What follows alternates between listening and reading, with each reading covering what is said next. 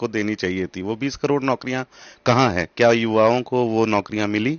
आपने देशवासियों से पूछा है क्या? क्या वो 10 की जॉब करने, 10 से 6 की जो जॉब होती है वो करने में खुश है क्या? साथियों, आज पूरा देश कोई जॉब नौकरी नहीं करना चाहता है। मोदी ने ऐसा काम किया है। आपको जानकर के हैरानी होगी जी, पिछले 10 सालों में 2014 के बाद एक सोशल मीडिया की क्रांति आई है और उस क्रांति में चाहे बच्चा हो, चाहे जवान हो, चाहे बूढ़ा हो, हर कोई रील बनाने में लगा हुआ है। मैंने देखा पिछले दिनों तो एक चाय वाला बड़ा मशहूर हुआ। उससे जाकर के पूछिए क्या वो पढ़ा लिखा है क्या? क्या वो रोजगार मांगता है क्या? क्या वो नौकरी मांगता है क्या? लेकिन मोदी ने उसे 2014 के बाद ऐसी चीजें प्रोवाइड करवाई, देश में या तो रील बन रही है या रील देखी जा रही है। सर नमस्कार, आपने कहा था कि काला धन की काट करेंगे और काले धन पर लगाम लगाएंगे और फिर जब वो वापस आ जाएंगे तो उसमें 15-15 लाख लोगों को बांट दिए जाएंगे। लेकिन तमाम आंकड़ों के हिसाब से सारा धन वापस नहीं आया है, तो क्या आप जिम्मेदारी लेते हैं कि 15 लाख रुपए के नाम पर लोगों को छला गया?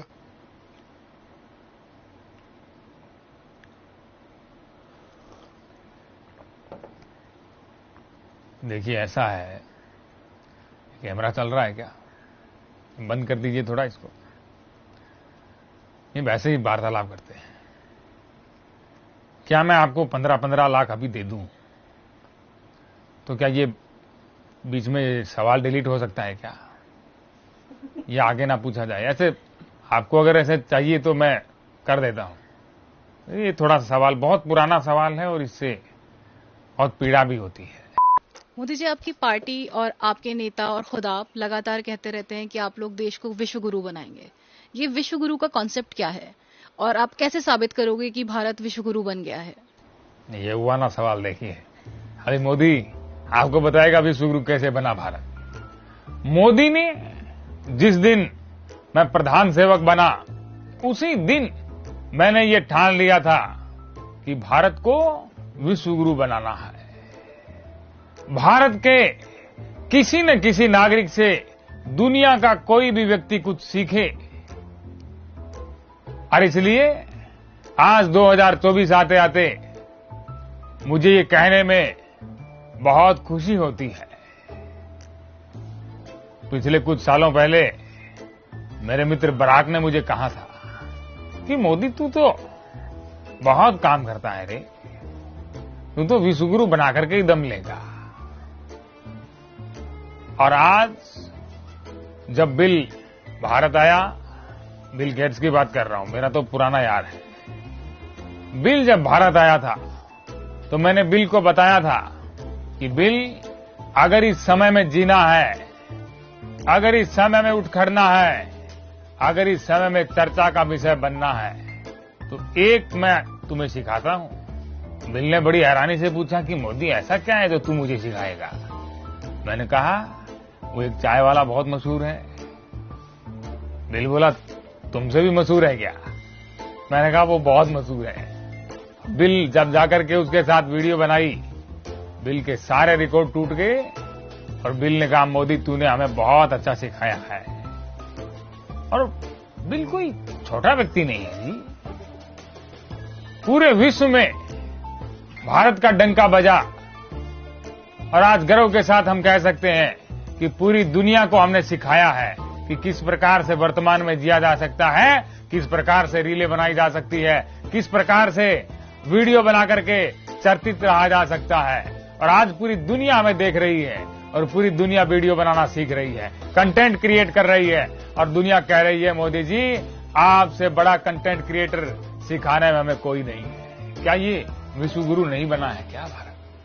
मोदी जी, ये बताइए कि विश्व गुरु की बात तो चलिए, आपने जो भी जवाब दिया वो दिया कि हम रीलों के विश्व गुरु बन गए हैं, लेकिन ये बताइए कि आप जब आए थे सत्ता में, आप कांग्रेस पार्टी के भ्रष्टाचार से मुक्ति दिलाना चाहते थे, गरीब लोगों को आप अमीर बनाना चाहते थे, आपने कहा हवाई चप्पल पहनने वाला हवाई जहाज में उड़ेगा। अब ऐसा लगता है हवाई जहाज का किराया इतना हो गया है कि हवाई चप्पल खरीदने के ही पैसे बचेंगे। अब जो खाई बढ़ गई है अमीर गरीब के बीच की, आपके जो परम मित्र हैं, दो लोग खासकर कारोबारी मित्र, उनमें से एक के यहाँ शादी होती है तो आप बाकायदा डोमेस्टिक एयरपोर्ट को, जो बड़ा ही संवेदनशील एयरपोर्ट है, उसको आप इंटरनेशनल बना देते हैं। हद तो ये हो गई मोदी जी, ऐसा भारत के इतिहास में कभी नहीं हुआ कि आपने एयरफोर्स के लोगों को वहां बिल्कुल कर्मचारियों की तरह लगा दिया एक कारोबारी की शादी में। जब मैं ऐसे सवाल सुनता हूं, ऐसी बातें सुनता हूं, तो मुझे बहुत पीड़ा होती है। मोदी जिस दिन पूरे देश का प्रधानमंत्री बना, उसी दिन मैंने कहा था वसुधैव कुटुंबकम, पूरा देश हमारा परिवार है, हर देश का वासी हमारा परिवार का हिस्सा है।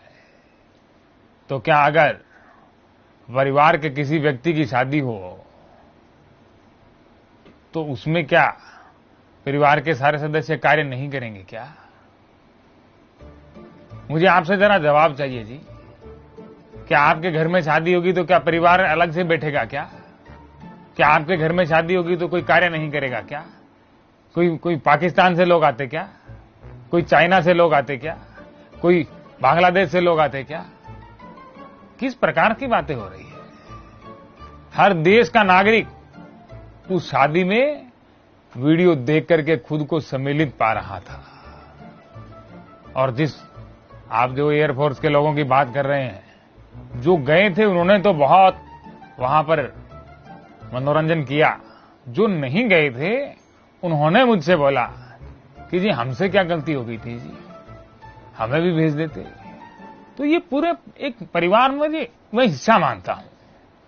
मोदी जी, आप राष्ट्रवाद पर लोगों से वोट मांगते नजर आते हैं हमेशा ही, लेकिन हम देख रहे हैं कि जो चीन है वो लगातार अपना अतिक्रमण बढ़ाता जा रहा है।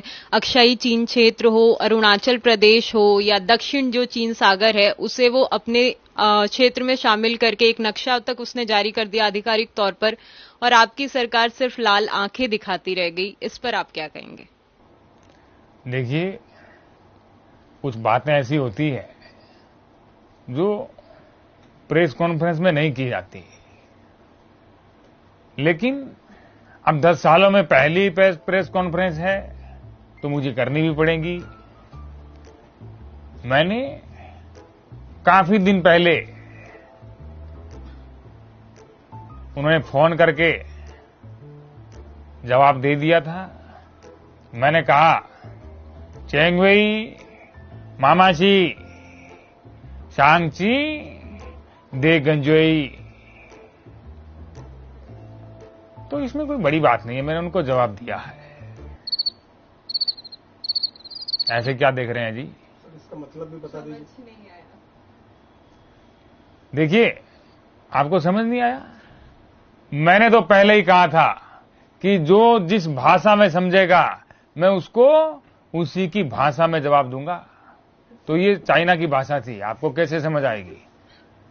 मोदी जी, आपने इस बार नारा दिया है आपकी बार 400 पार, लेकिन अगर आप चुनाव हार जाते हैं तो क्या मतलब सियासत से संन्यास ले लेंगे, राजनीति छोड़ देंगे? प्लान क्या है आपका?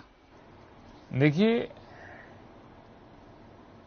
अब की बार 400 पार की बात हो रही है और मोदी का एक ही नारा आज तक फेल नहीं हुआ है। मोदी ने अगर बोला है अब की बार 400 पार, तो ये मोदी की गारंटी है, और गारंटी पूरी करने के लिए मोदी कुछ भी कर सकता है।